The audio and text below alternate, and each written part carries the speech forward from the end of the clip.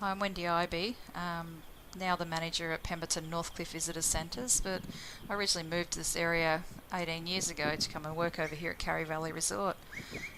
Came over from the Whitsundays and I was the environmental and activities manager here for 5 years. Karri Valley is a beautiful nature-based resort based on the edge of Lake Beedelup.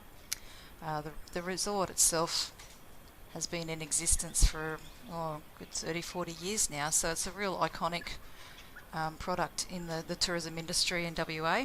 People have been coming here for generations. A lot of people that come here, their grandparents came here for their honeymoon. So it has a lot of sentimental value to a lot of people in WA. And a lot of people from international areas have also come here over time as well. Some particularly popular with people from Singapore and Europe. Yeah, the resort itself is built on the edge of Lake Beedelup. That was originally known as Waterfall Dam and it's constructed in 1962 by Arthur Bunn. He actually used a lot of the land around the resort as a big hop garden. Swan Brewery actually paid for a third of the cost of building the dam because he was supplying the hops to Swan Brewery to make their beer. After another 15-20 years or so, it actually became cheaper to import hops than to grow it here in WA, so it closed down, and that's when the resort really started to build up as a tourist icon. Initially, the big hop shed lodge on the other side of the highway, that was where they actually dried all the hops, but that then became a lodge for people to come and stay at. They built some camping humpies and everything in the forest here and a couple of chalets. Over time, by the 1980s, started to build a lot more chalets and lakeside rooms, the motel units along the edge of the lake, and the restaurant. And it's been a very important part of the Pemberton tourism industry ever since. It does attract a lot of visitors every year.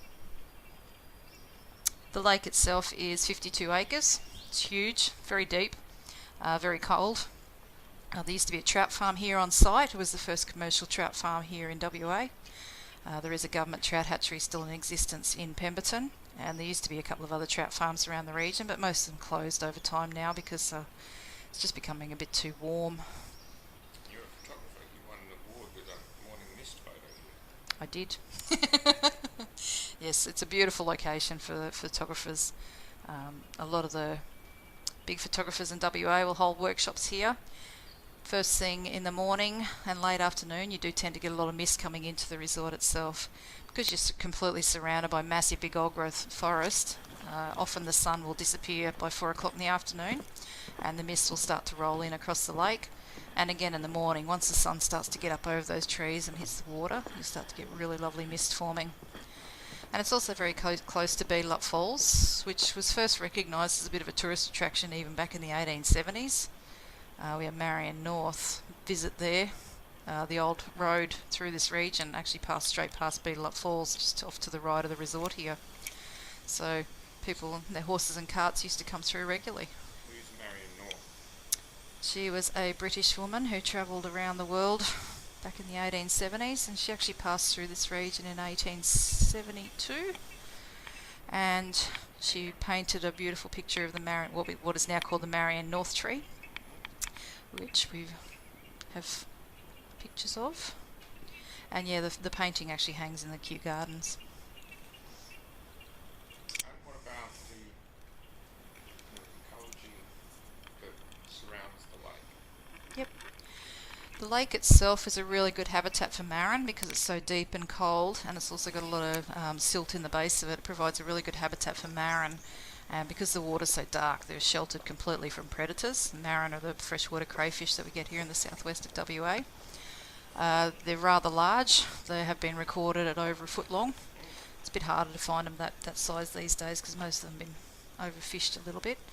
Are they threatened or No, you're still allowed to fish for them every year with a licence, but the season only runs for about 3 weeks because the numbers need to be controlled.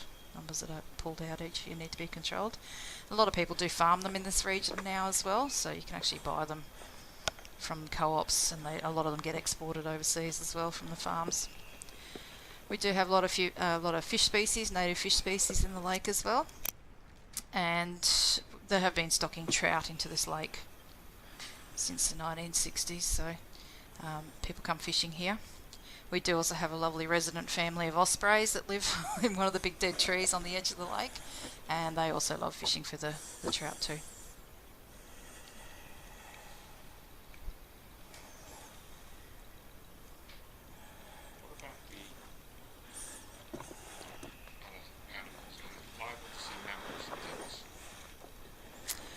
We have big populations of kangaroos around here. It's a nice sheltered area for them, and we do have some lovely big pasture areas where you'll regularly see western grey kangaroos and also emus. They come in quite regularly. In the forest here you will find brush-tailed possums. I have seen western pygmy possums here over the years. We get mardos, which are a little carnivorous marsupial, almost like a mouse. They tend to like to get into the roof here and make a lot of noise at times. You can also get brush-tailed phascogars around here, which is another carnivorous marsupial. But the bird life is spectacular around here as well. There's over 100 species of birds, including aquatic birds on the lake. And so it's fed by Beetalop Falls. Yes. Beetalop River.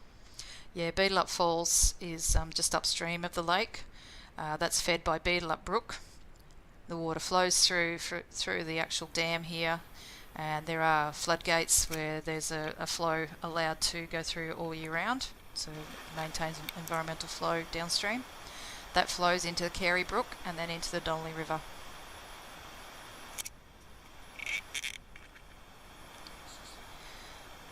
Yeah, the granite up at Beetalop Falls is really ancient granite, even though we're only 15 kilometres away from the Warren River, where we've got the granite that's 1.2 billion years old. This granite here is part of the original landmass that sort of pushed into this region. It's 2.4 billion years old, and as it pushed into the land around here, that's when our little mountain ranges with Mount Choodle, Mount Franklin, right through the Stirling Ranges were formed, and the rocks through the Warren River region were melted down and reformed. Much older story. Obviously the limestones had naturalised decay. Yeah, and much more older even than the basalt down at Black Point in the mouth of the Donnelly River. Yeah, the Karri Forest continues through here in the high rainfall belt associated with the granite, but rapidly you drop off onto the Scott Coastal Plain, and that's where you'll end up with a much greater biodiversity of plants and animals because it's a much harsher environment for them to survive in.